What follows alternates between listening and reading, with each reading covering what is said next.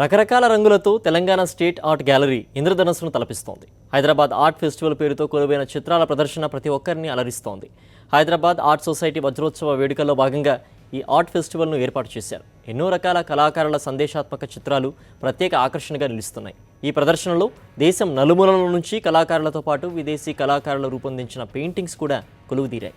సందర్శకుల్ని విశేషంగా ఆకట్టుకుంటున్న ఈ ఫెస్ట్ 8వ తేదీ వరకు కొనసాగనుంది.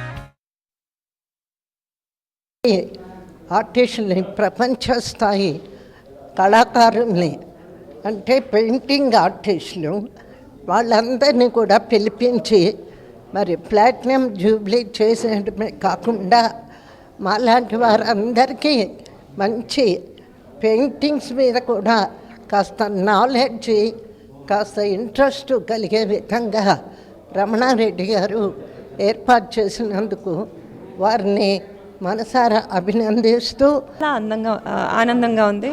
ఎందుకంటే గత కొన్ని రోజుల నుంచి మన స్టేట్ ఆర్ట్ గ్యాలరీ మాదాపూర్లో ఒక రెయిన్బో లాగా మారిపోయింది.